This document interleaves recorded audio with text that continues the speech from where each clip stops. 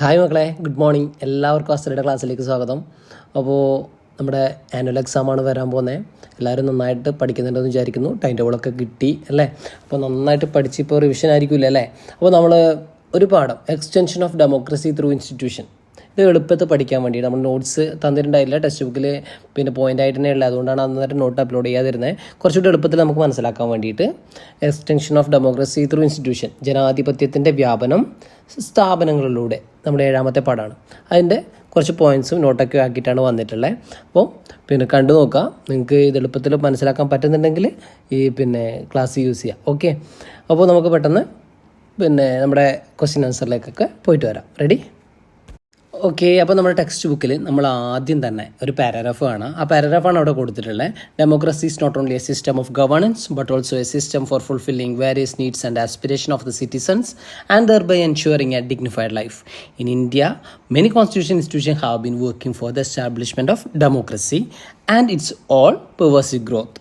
അതായത് നമ്മുടെ ജനാധിപത്യം എന്ന് പറയുന്നത് ഒരു ഭരണക്രമം രാജ്യത്തെ പൗരന്മാരുടെ ആവശ്യങ്ങളും ആഗ്രഹങ്ങളൊക്കെ സഫലീകരിക്കുന്നതിനും അതുപോലെ അന്തസ്സുറ്റ ജീവിതം ഉറപ്പുവരുന്നതിനുള്ള സംവിധാനമാണ്. അതിന് വേണ്ടിയിട്ട് ഭരണഘടനയ്ക്ക് അനുസൃതമായ ഒരുപാട് സ്ഥാപനങ്ങൾ നമ്മളെ രാജ്യത്ത് നിലവിൽ പ്രവർത്തിച്ചുകൊണ്ട് നിൽക്കുന്നുണ്ട്. അത് ഏതൊക്കെയാണ് എന്നാണ് നമ്മൾ ആദ്യം തന്നെ പഠിക്കുന്നത്. പിന്നെയാണ് നമ്മൾ എന്ത് ചെയ്തത്, അത് ഡീറ്റെയിൽ ആയിട്ട് പഠിച്ചത് അല്ലേ? എന്നെങ്കിലും നമ്മൾ നോക്കുക ഏതൊക്കെയാണ് ആ സ്ഥാപനങ്ങളെന്ന് ചോദിച്ചാൽ ഏതാ? 1 national election commission, 2 national commission for minorities, then national human rights commission, national commission four woman, national commission for backward classes, national commission for scheduled caste and scheduled tribes. ഇത്രയും കാര്യങ്ങൾ ആദ്യം നമ്മൾ ഓർത്തു വെക്കുക. Okay, next constitutional bodies and extra constitutional bodies. എന്താണ്? ഭരണഘടനാ സ്ഥാപനങ്ങളും ഭരണഘടനേതര സ്ഥാപനങ്ങളും. The constitutional bodies are autonomous bodies formed when the constitution came into force. The constitution is the source of power of the constitutional bodies. Constitutional amendment is essential for effecting any change in the power or structure of these bodies. അപ്പോൾ നമ്മൾ 2 കാര്യം അവിടെ പഠിക്കുന്നത്, constitution bodies അല്ലെ ഭരണഘടനാ സ്ഥാപനങ്ങളും extra constitutional bodies ഭരണഘടനേതര സ്ഥാപനങ്ങളും. ഇത് രണ്ടുമാണ് നമ്മൾ അവിടെ നിന്ന് ആദ്യം പഠിക്കുന്നത്. അപ്പോൾ എന്താണ് കോൺസ്റ്റിറ്റ്യൂഷൻ ബോഡീസ് എന്ന് പറഞ്ഞാൽ, ഭരണഘടനാ സ്ഥാപനം എന്ന് പറഞ്ഞാൽ ഭരണഘടന നിലവിൽ വന്നപ്പോൾ തന്നെ രൂപീകരിക്കപ്പെട്ട സ്വയംഭരണ സ്ഥാപനങ്ങളെയാണെന്ന് പറയാം, ഭരണഘടനാ സ്ഥാപനങ്ങൾ എന്ന് പറയാം. അതുപോലെ തന്നെ ഭരണഘടനാ സ്ഥാപനങ്ങളുടെ ഈ കോൺസ്റ്റിറ്റ്യൂഷൻ ബോഡീസിൻ്റെ അധികാരത്തിൻ്റെ ഉറവിടം എന്ന് പറയുന്നത് ഭരണഘടന തന്നെയാണ്. Okay, then next extra constitution bodies എന്ന് പറഞ്ഞാൽ എന്താ? എക്സ്ട്രാ കോൺസ്റ്റിറ്റ്യൂഷൻ ബോഡീസ് എന്ന് പറയുമ്പോൾ ഭരണഘടനേതര സ്ഥാപനങ്ങൾ എന്നാണ് പറയാം. എന്താണ് നോക്കിയേ? Extra constitution bodies are formed by the laws passed by the parliament. They can be given constitution status as and when required എന്നാ പറഞ്ഞത്. അതായത് പാർലമെൻറ്റ് പാസ്സാക്കുന്ന നിയമങ്ങൾക്കനുസരിച്ച് രൂപം കൊള്ളുന്നവയാണ് എന്ത്? ഭരണഘടനേതര സ്ഥാപനങ്ങൾ അല്ലെങ്കിൽ എക്സ്ട്രാ കോൺസ്റ്റിറ്റ്യൂഷണൽ ബോഡീസ് എന്ന് പറഞ്ഞാൽ. ഇത് പിന്നീട് ആവശ്യാനുസരണം എന്താണ്? ഭരണഘടനാ പദവി ലഭിക്കും. ഓക്കെ, ഇതാണ് constitution bodies and extra constitutional bodies. Okay, next നമ്മൾ പറഞ്ഞ ഭരണഘടനാ സ്ഥാപനങ്ങളിൽ ഒന്നാമത്തെ എന്താണ്? ഇലക്ഷൻ കമ്മീഷനെ കുറിച്ചാണ് നമ്മൾ പഠിക്കാൻ പോകുന്നത്. Importance of election commission. അപ്പോൾ ഇലക്ഷൻ കമ്മീഷൻ്റെ പ്രാധാന്യം, ഇമ്പോർട്ടൻസ് എന്താണെന്ന് ചോദിച്ചാൽ നമ്മൾ എന്താ ചെയ്താ? Elections play a pivotal role in democratic governance. In a democratic system of governance people's representatives and rulers come to power through elections. Therefore, it is essential to have an independent and authentic system to guarantee just and impartial election. അതായത് ഒരു ജനാധിപത്യ ഭരണക്രമത്തിൽ അല്ലേ ഇലക്ഷന് എത്രത്തോളം പ്രാധാന്യമുണ്ട് നമുക്കറിയാം. അപ്പോൾ അവിടുത്തെ ജനപ്രതിനിധികൾ അധികാരത്തിലെത്തുന്നത് ഇതിലൂടെയാണ്? തിരഞ്ഞെടുപ്പിലൂടെയാണ്. അതുകൊണ്ട് തന്നെ ഒരു നിഷ്പക്ഷവും നീതിപൂർവവുമായ തിരഞ്ഞെടുപ്പ് അനിവാര്യമാണ്. അതിന് വേണ്ടിയിട്ട് നിലകൊള്ളുന്നതാണ് എന്ത്? ഇലക്ഷൻ കമ്മീഷൻ എന്ന് പറയുന്നത് അല്ലേ? അപ്പോൾ അതിനുള്ളൊരു സംവിധാനമാണ് ഇലക്ഷൻ കമ്മീഷൻ. അപ്പോൾ next, the election commission of India came into existence on 25th January 1950 based on the Article 324 of the Indian Constitution.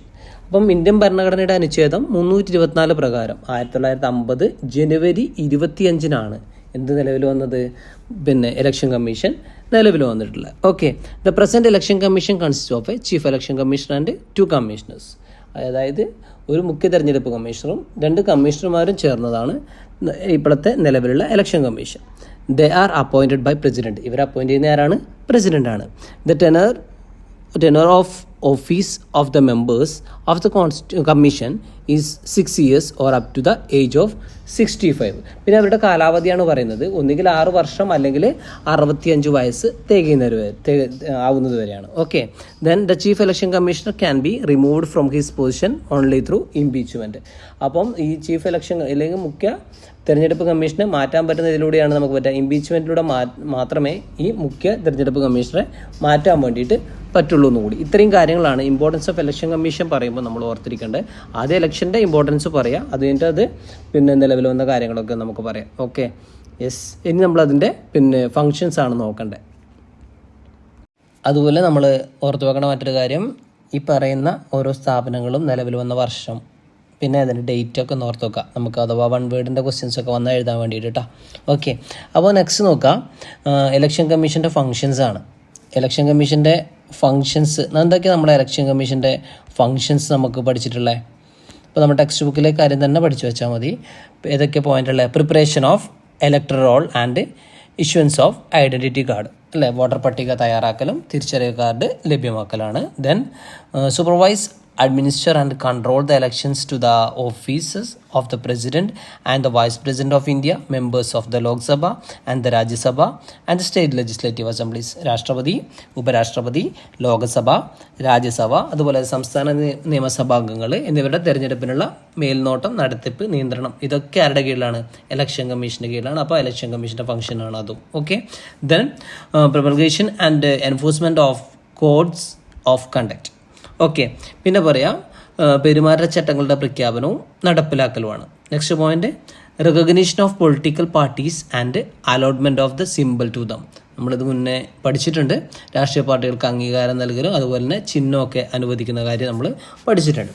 Then issue election notifications, receive, scrutinize and accept nomination and publish the list of the candidates.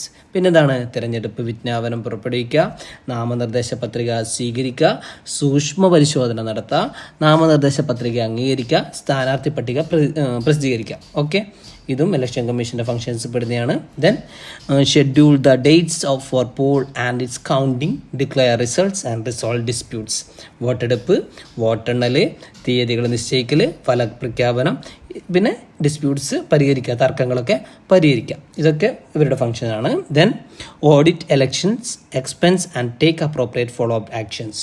തെരഞ്ഞെടുപ്പ് ചെലവ് പരിശോധിക്കലും തുടർ നടപടി സ്വീകരിക്കലും. ഇതൊക്കെ ഏതിൻ്റെ ഫംഗ്ഷൻസിൽ പെടും? Election കമ്മീഷൻ്റെ functions ആണ്. അപ്പോൾ എക്സാമാണ് വരുന്നത്. നന്നായിട്ട് ഇതൊക്കെ ഒന്ന് വായിച്ച് മനസ്സിലാക്കി വെക്കാം. ഓക്കെ, അപ്പോൾ നെക്സ്റ്റ് പഠിച്ചു വെക്കേണ്ട മറ്റൊരു point, representation of peoples act 1950. Representation of peoples act 1951. ഇത് നമ്മൾ എല്ലാ പോയിൻറ്റ്സും ഡീറ്റെയിൽ ആയിട്ട് നമ്മുടെ തൊട്ട് മുന്നത്തെ വീഡിയോയിൽ പറഞ്ഞിട്ടുണ്ട്. അതുകൊണ്ട് ഞാനിത് ഇതിൻ്റെ അകത്ത് പിന്നെ എക്സ്പ്ലെയിൻ ചെയ്യുന്നില്ല. അപ്പോൾ ഈ പോയിൻറ്റ്സ് നന്നായിട്ട് പഠിച്ചു വെക്കാം. ഓക്കെ, നമ്മുടെ ക്ലാസ്സിൻ്റെ ലിങ്ക് ഡിസ്ക്രിപ്ഷനിലുണ്ട്. അപ്പോൾ കാണാത്തവരുണ്ടെങ്കിൽ ക്ലാസ് ഒന്ന് കണ്ടു നോക്കാം. അപ്പോൾ നമ്മൾ ഈ പറയാത്ത പോയിൻറ്റ്സ് അതിൽ നമ്മൾ ഡീറ്റെയിൽ ആയിട്ട് പറഞ്ഞു പോകുന്നുണ്ട്. ഓക്കെ, അപ്പോൾ നെക്സ്റ്റ് നോക്കാം. പിന്നെ നാഷണൽ ഹ്യൂമൻ റൈറ്റ്സ് കമ്മീഷനാണ്. ഫസ്റ്റ് പോയിന്റ് നോക്കിയേ, the human rights commission was formed in our country with objective of ensuring civil rights by avoiding violation of human rights. അതായത് പിന്നെ പൗരന്മാരുടെ അവകാശം ഉറപ്പുവരുത്തുക, അതായത് അവകാശം സംരക്ഷിക്കുക, അതുപോലെ തന്നെ രാജ്യത്ത് മനുഷ്യാവകാശ ലംഘനങ്ങൾ ഇല്ലാതാക്കുക എന്ന ലക്ഷ്യത്തോടു കൂടി നിലവിൽ വന്ന രൂപീകരിക്കപ്പെട്ട സ്ഥാപനമാണ് national human rights commission. Okay, then the national human rights commission was established on 12 October 1993. 1993 October 12 പിന്നെ നാഷണൽ ഹ്യൂമൻ റൈറ്റ്സ് കമ്മീഷൻ നിലവിൽ വരുന്നത്. Okay, New Delhi is its headquarters. ഇതിൻ്റെ ആസ്ഥാനം എന്ന് പറയുന്നത് എവിടെയാണ്? ന്യൂഡൽഹിയിലാണ്. There are 6 members in the commission including the chairperson. എത്ര അംഗങ്ങളാണ്? 6 അംഗങ്ങളാണുള്ളത്. ആരടക്കം? ചെയർപേഴ്സൺ ഉൾപ്പെടെ 6 അംഗങ്ങളാണ് കമ്മീഷന് നിലവിലുള്ളത്. Okay, the chairperson would be a retired chief justice or judge of the supreme court of India. ആരായിരിക്കും ഒരു ചെയർപേഴ്സൺ എന്ന് പറയുന്നത്? ഒന്നിക്കൽ സുപ്രീം കോടതി ചീഫ് ജസ്റ്റിസ് ആയിരിക്കും, അല്ലെങ്കിൽ സുപ്രീം കോടതി ജഡ്ജി ആയിരിക്കും ആര് കമ്മീഷൻ്റെ ചെയർപേഴ്സൺ എന്ന് പറയുന്നത്. Then the members of the commission are appointed by the president of India. രാഷ്ട്രപതിയാണ് കമ്മീഷൻ അംഗങ്ങളെ നിയമിക്കുന്നത്. അതുപോലെ the tenure of these members in office is 3 years or up the age of 70.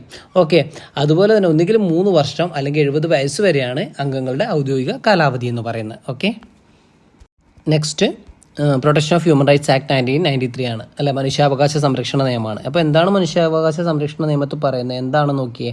The human rights protection act is the act came into existence directing that the human rights commission and court shall be established at the national and state levels for the protection of human rights and related matters. അതായത് മനുഷ്യാവകാശ സംരക്ഷണത്തിനും അതുമായി related ആയ കാര്യങ്ങൾക്കുമായിട്ട് ദേശീയ തലത്തിലും സംസ്ഥാന തലങ്ങളിലും മനുഷ്യാവകാശ കമ്മീഷനുകളും കോടതികളും സ്ഥാപിക്കാൻ വേണ്ടിയിട്ട് നിർദ്ദേശിച്ചുകൊണ്ട് നിലവിൽ വന്ന നിയമമാണെന്ത്, മനുഷ്യാവകാശ സംരക്ഷണ നിയമം എന്ന് പറയുന്നത്. Okay, protection of human rights എന്ന് പറയുന്നത്.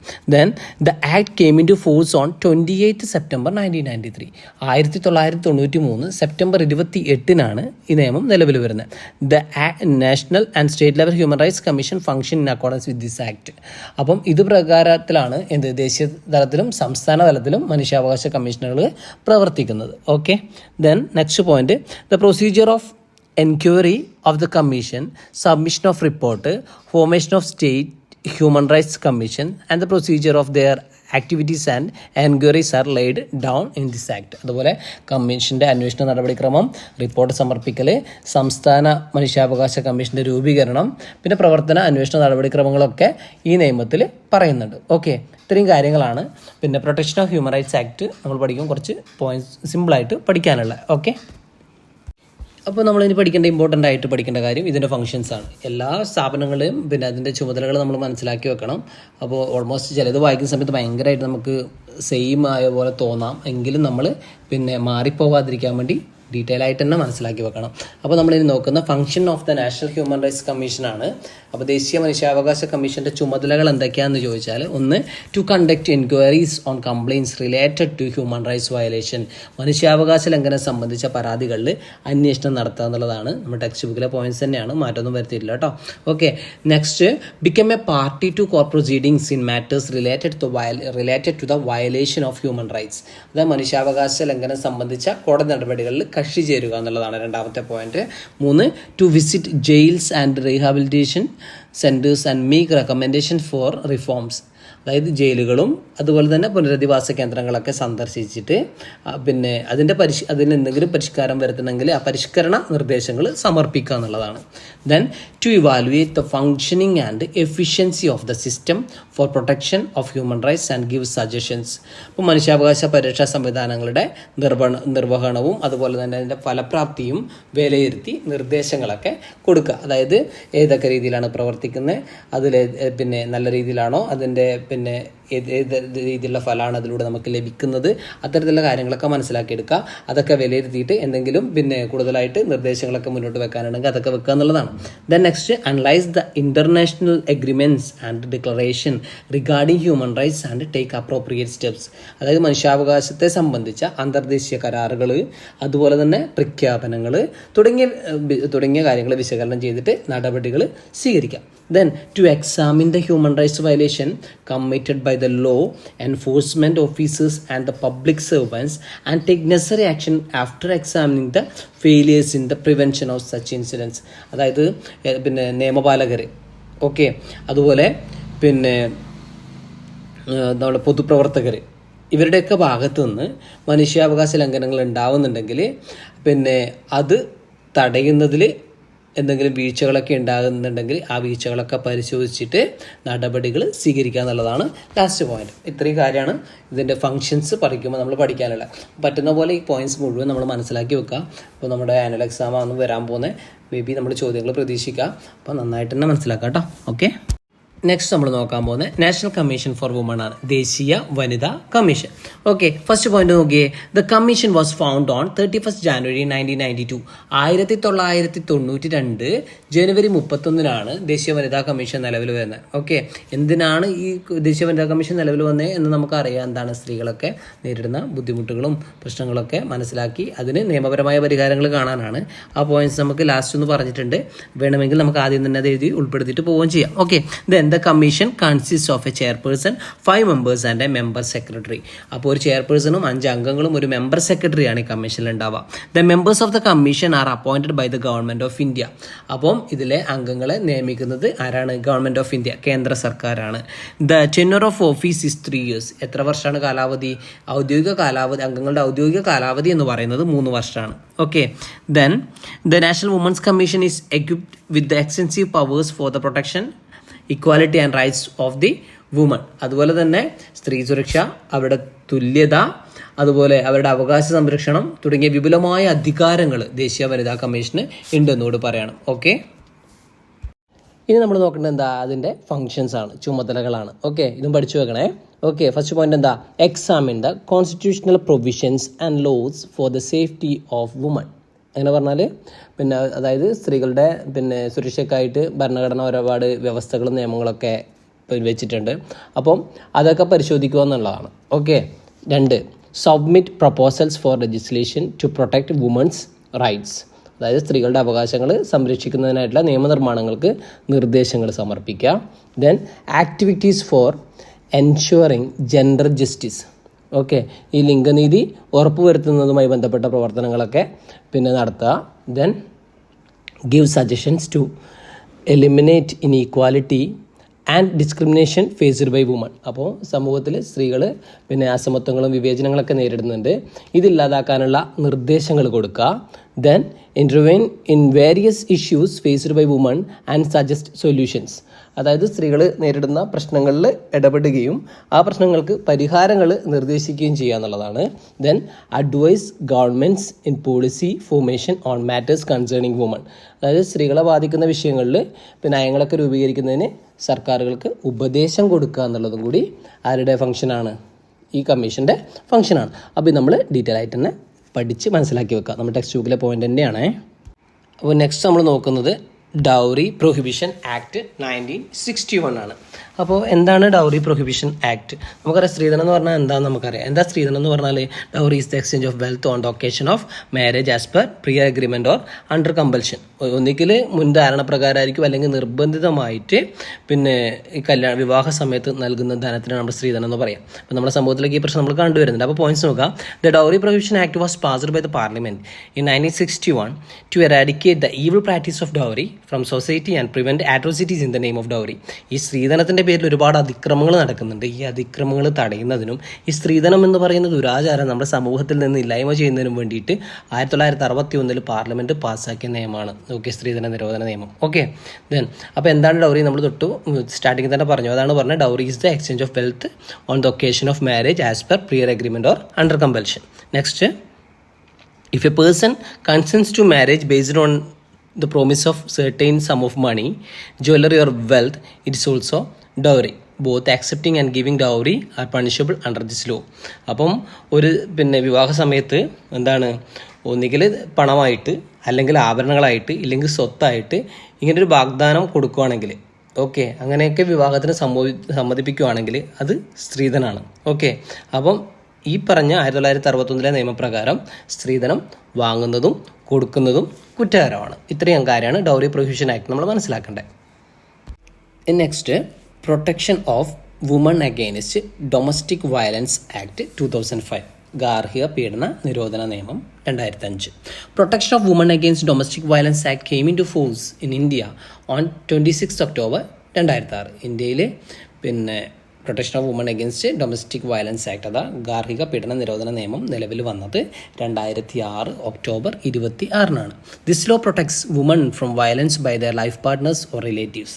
അതായത് സ്ത്രീകൾക്ക് അവരുടെ ലൈഫ് പാർട്ട്ണറിൽ നിന്നോ അല്ലെങ്കിൽ ബന്ധുക്കളിൽ നിന്നോ ഉണ്ടാവുന്ന നേരിടേണ്ടി വരുന്ന പീഡനങ്ങളിൽ നിന്ന് സംരക്ഷണം നൽകുന്നതാണ് ഈ നിയമം. ഓക്കെ.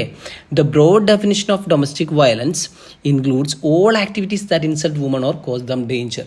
അതായത് ഈ നിയമത്തിൽ പറയുന്നത് എന്താണെന്ന് വിചാരിച്ചാൽ സ്ത്രീകളെ അവരുടെ സ്ത്രീത്വത്തെ അപമാനിക്കുക, അതുപോലെ തന്നെ അവരുടെ ഡേഞ്ചറിലേക്ക് അപകടത്തിലേക്ക് ചെന്നെത്തിക്കുന്ന രീതിയിലുള്ള അതിക്രമങ്ങൾ, ഇതൊക്കെ ഈ നിയമത്തിൽ ഉൾപ്പെടുത്തിയിട്ടുണ്ട്.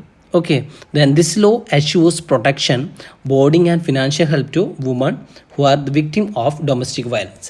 ഇത് ഈ പറഞ്ഞത് കൂടാതെ ഈ തരത്തിലുള്ള ഗാർഹിക പീഡനത്തിനിരയാവുന്നവർക്ക് അവരുടെ സംരക്ഷണവും സാമ്പത്തിക സമാശ്വാസ നടപടികളൊക്കെ ഈ നിയമം ഉറപ്പുവരുത്തുന്നുണ്ട്. ഇത്രയും കാര്യമാണ് അവിടെ നിന്ന് പറയുന്നത്. Okay, next the national commission for minorities ആണ്. ഓക്കെ, അപ്പോൾ നാഷണൽ കമ്മീഷൻ ഫോർ മൈനോറിറ്റീസിനെ കുറിച്ചൊരു ചോദ്യം വരുമ്പോൾ നമ്മൾ എന്താണ് നാഷണൽ കമ്മീഷൻ ഫോർ മൈനോറിറ്റീസ്, എന്തിനാണ് ഈ സ്ഥാപനം ആരംഭിച്ചത്, എപ്പോഴാണ് ആരംഭിച്ചത്, ഒക്കെ അതായത് നമ്മൾ മനസ്സിലാക്കി വെക്കണ്ടേ. ഫസ്റ്റ് നോക്കാം.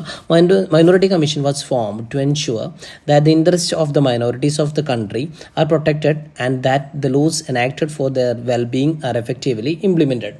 അതായത് പിന്നെ നമ്മുടെ രാജ്യത്തെ ന്യൂനപക്ഷങ്ങളുടെ താല്പര്യങ്ങൾ സംരക്ഷിക്കപ്പെടുന്നുണ്ടെന്നും അവരുടെ ക്ഷേമത്തിനായിട്ട് നിയമങ്ങൾ ഫലപ്രദമായിട്ട് നടപ്പിലാക്കുന്നതെന്നൊക്കെ ഉറപ്പുവരുത്താൻ വേണ്ടി രൂപീകരിക്കപ്പെട്ട ഒരു സ്ഥാപനമാണ് the national commission for minorities. Okay, then the most important function of the commission is to ensure the welfare of the religious, linguistic and cultural minorities by protecting their rights.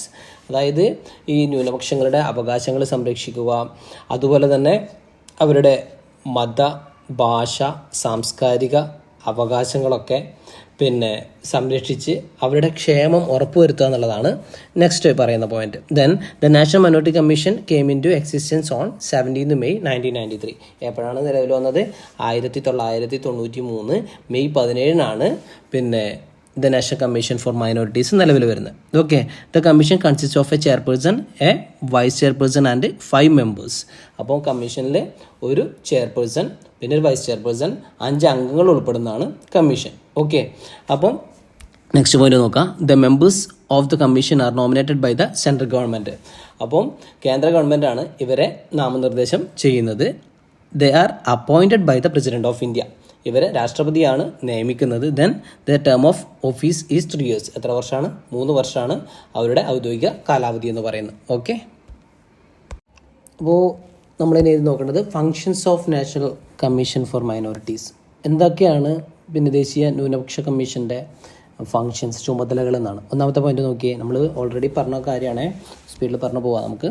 Evaluate the progress of the social development of the minorities. evaluate the progress of the social development of the minorities. ന്യൂനപക്ഷങ്ങളുടെ സാമൂഹിക വികസന പുരോഗതി വിലയിരുത്തുക. Then evaluate the functioning of the constitutional provisions and laws for the protection of the minorities. അതായത് ഈ ന്യൂനപക്ഷങ്ങളുടെ സംരക്ഷണത്തിന് ആവശ്യമായ ഭരണഘടനാ വ്യവസ്ഥകളും നിയമങ്ങളുടെ പ്രവർത്തനമൊക്കെ വിലയിരുത്തുക. Then submit reports on the issues and crisis faced by the minorities from time to time. അപ്പം കാലാകാലങ്ങളിൽ ഈ ന്യൂനപക്ഷങ്ങൾ നേരിടുന്ന പ്രതിസന്ധികളും പിന്നെ പ്രശ്നങ്ങളും സംബന്ധിച്ച റിപ്പോർട്ടുകൾ സമർപ്പിക്കുക. Then examine the complaints regarding the violation of the rights of minorities and make recommendation for the further action. അതായത് ന്യൂനപക്ഷ അവകാശ ലംഘനവുമായിട്ട് ബന്ധപ്പെട്ട പരാതികൾ പരിശോധിച്ചിട്ട് തുടർ നടപടികൾ ശുപാർശ ചെയ്യുക എന്നുള്ളതാണ്. Okay, then submit suggestions for the upkeep of the protection of the minorities. അതായത് ന്യൂനപക്ഷങ്ങൾക്കായിട്ടുള്ള പരിരക്ഷയുടെ കൃത്യമായൊരു പരിപാലനത്തിന് വേണ്ട നിർദ്ദേശങ്ങൾ സമർപ്പിക്കുക എന്നുള്ളതാണ്. നമ്മൾ ടെക്സ്റ്റ് ബുക്കിൽ തന്നെയാണ് പറഞ്ഞിട്ടുള്ളത്. അപ്പോൾ അതുപോലെ തന്നെ ഇത് പഠിച്ചു വെക്കാം കേട്ടോ. Okay, next national commission for scheduled caste and scheduled tribes ആണ്. ഓക്കെ, അപ്പോൾ നോക്കുക. Scheduled caste and scheduled tribes commission were formed with the objectives of protecting the scheduled caste and scheduled tribes from discrimination and exploitation and bringing them to the mainstream of the society. Okay, അപ്പോൾ എന്താണ് അവിടെ പറയുന്നത്? പട്ടികജാതി പട്ടികവർഗ ജനവിഭാഗങ്ങളെ പിന്നെ ചൂഷണങ്ങളിൽ നിന്നും അതുപോലെ തന്നെ വിവേചനങ്ങളിൽ നിന്നും സംരക്ഷിച്ചിട്ട് സമൂഹത്തിൻ്റെ മെയിൻ സ്ട്രീമിലേക്ക് കൊണ്ടുവരിക, സമൂഹത്തിൻ്റെ മുഖ്യധാരയിലേക്ക് കൊണ്ടുവരിക എന്ന ലക്ഷ്യത്തോടെയാണ് പിന്നെ ഈ commission രൂപീകരിക്കപ്പെട്ടിട്ടുള്ളത്. Okay, then it is important to protect their cultural diversities and identities along with this. അപ്പോൾ അവരുടെ സാംസ്കാരിക വൈവിധ്യങ്ങളുണ്ട്, അവരുടെ സവിശേഷതകളുണ്ട്, അതൊക്കെ ഇതോടൊപ്പം തന്നെ സംരക്ഷിക്കപ്പെടണം എന്നൊരു ലക്ഷ്യത്തോടു കൂടി തന്നെയാണ് നിലവിൽ വന്നിട്ടുള്ളത്. Both commission came into existence in 2004. ഏത് വർഷമാണ്? 2004 ഈ 2 കമ്മീഷനുകളും നിലവിൽ വന്നിട്ടുള്ളത്, SC and ST. Okay, then the commission consists of a chairperson, a vice chairperson and 3 other members. ഒരു ചെയർപേഴ്സണും ഒരു വൈസ് ചെയർപേഴ്സണും പിന്നെന്താണ് മറ്റു 3 അംഗങ്ങളുമാണ് ഈ കമ്മീഷനിൽ ഉണ്ടാവുക. Then the members of the commission are appointed by the president of India. രാഷ്ട്രപതിയാണ് commission അംഗങ്ങളെ നിയമിക്കുന്നത്. അവരുടെ ഔദ്യോഗിക കാലാവധി എന്ന് പറയുന്നത് members term in office is 3 years, 3 വർഷമാണ്. ഓക്കെ, ഇതാണ് നമ്മൾ അവിടെ നിന്ന് പഠിക്കേണ്ടത്. അപ്പോൾ next SC and ST prevention of atrocities act 1989, പട്ടികജാതി പട്ടികവർഗ അതിക്രമങ്ങൾ തടയൽ നിയമം അല്ലേ, 1989 പറയുന്നത്. ഓക്കെ, അപ്പോൾ നോക്കാം എപ്പോഴാണ് നിലവിൽ വന്നത്. 1989 നിയമം നിലവിൽ വന്നത് നമുക്ക് മനസ്സിലായി. The SC and ST act came into force with objectives of the prevention of atrocities against the SCs and STs, establishing special courts for handling such crimes and taking steps for the wellbeing and rehabilitation. Okay, അപ്പോൾ ഇത്രയും കാര്യങ്ങൾ, അതായത് പട്ടികജാതി പട്ടികവർഗ വിഭാഗങ്ങൾക്കെതിരെയുള്ള അതിക്രമങ്ങൾ തടയുക, അപ്പം അത് ഹാൻഡിൽ ചെയ്യുന്നതിന് വേണ്ടി പ്രത്യേക കോടതികൾ സ്ഥാപിക്കുക, പിന്നെ അവരുടെ ഇത്തരത്തിലുള്ള പ്രശ്നങ്ങൾ നേരിടുന്നവർക്ക് ഒരു പുനരധിവാസ നടപടികൾ സ്വീകരിക്കുക. ഈ ഒരു ലക്ഷ്യത്തോടെയാണ് ഈ നിയമം നിലവിൽ വന്നിട്ടുള്ളത്. ഓക്കെ, ഏത് വർഷമാണ്? 1989. This act defines the atrocities and crimes committed against the SC and ST sections, prescribes the punishment for those who commit such crimes and stipulates the process for their rehabilitation. അതായത് പിന്നെ ഈ നിയമത്തിൽ എന്തൊക്കെയാണ് പറയുന്നത്? ഈ പട്ടികജാതി പട്ടികവർഗ വിഭാഗങ്ങൾക്ക് നേരെയുള്ള അതിക്രമങ്ങൾ, അതുപോലെ തന്നെ നിയമലംഘനങ്ങൾ, പിന്നെ ഈ തെറ്റ് ചെയ്യുന്ന ഈ കുറ്റക്കാർക്കുള്ള ശിക്ഷാ നടപടികൾ എന്തൊക്കെയാണ്, ഇവരെ എങ്ങനെ ഏത് തരത്തിൽ പുനരധിവസിപ്പിക്കാം എന്നുള്ള കാര്യങ്ങളൊക്കെ വ്യവസ്ഥ ചെയ്യുന്നത് SC and ST act 1989 okay, അപ്പോൾ നമ്മൾ നെക്സ്റ്റ് നോക്കുന്നത് എന്താ? Scheduled caste and scheduled tribe കമ്മീഷൻ്റെ ഫങ്ഷൻസ് ആണ്. ഓക്കെ, അപ്പോൾ ഒന്ന് വേഗം ഓടിച്ച് പോവാം. നമ്മൾ ക്ലാസ് എടുത്ത് കഴിഞ്ഞതാണ് എങ്കിൽ പോലും നമുക്കൊന്ന് പറഞ്ഞു പോവാം. Okay, ready. Enquire into the complaints regarding the atrocities against the scheduled caste and scheduled tribes, അതായത് പട്ടികജാതി പട്ടികവർഗ വിഭാഗങ്ങൾക്കെതിരെയുള്ള അതിക്രമങ്ങളുമായി ബന്ധപ്പെട്ട പരാതികൾ അന്വേഷിക്കുക എന്നുള്ളത് പിന്നെ ഈ കമ്മീഷൻ്റെ ചുമതലയാണ്. Coordinate the efforts for the welfare protection and growth of the scheduled caste and scheduled tribes, അതായത് പട്ടികജാതി പട്ടികവർഗ വിഭാഗങ്ങളുടെ ക്ഷേമം, അതുപോലെ തന്നെ അവരുടെ സംരക്ഷണം, പിന്നെ അവരുടെ ഉന്നമനം, ഇവയൊക്കെ ലക്ഷ്യമാക്കിയുള്ള പ്രവർത്തനങ്ങളൊക്കെ കോർഡിനേറ്റ് ചെയ്യുക എന്നുള്ളതാണ്.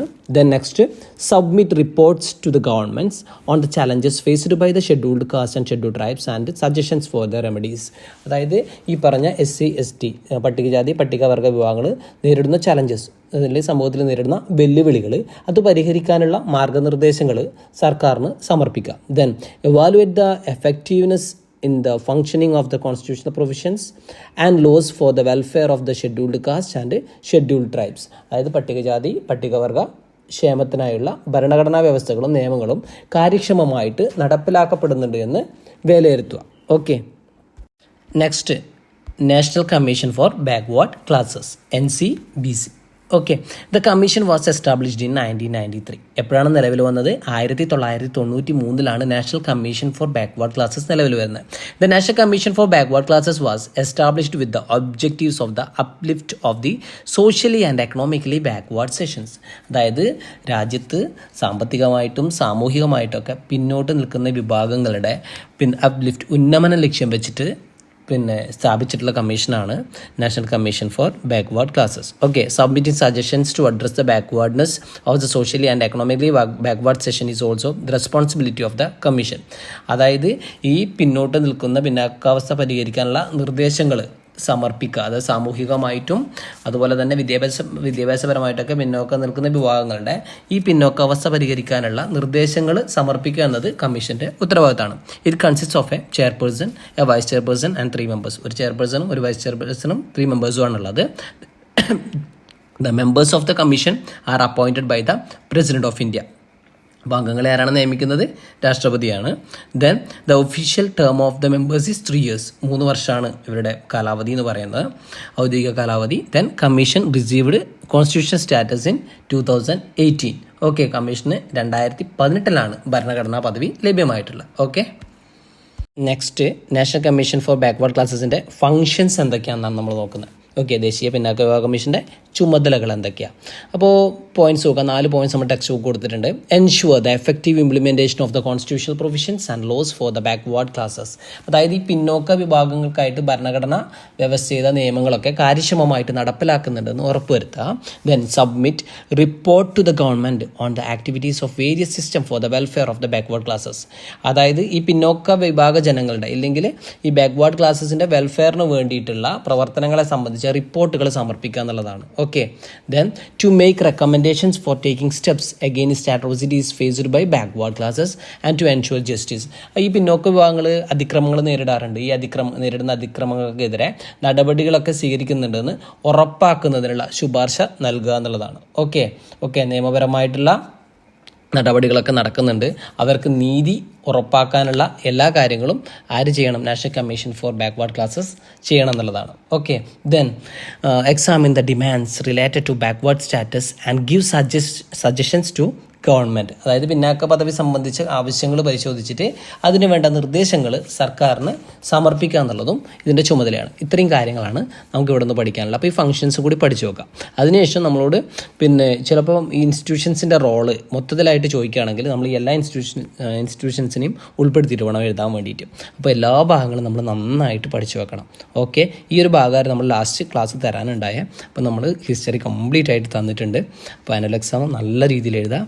അപ്പോൾ നല്ല റിസൾട്ട് ഉണ്ടാവട്ടെ. നമ്മൾ നേരെ 10ാം ക്ലാസ്സിലേക്കാണ് പോകുന്നത്. അതിൻ്റെ സീരിയസ്നെസ് എല്ലാവർക്കും ഉണ്ടാവട്ടെ. ഓക്കെ, നമുക്ക് അടുത്ത ക്ലാസ് കാണാം. ബൈ.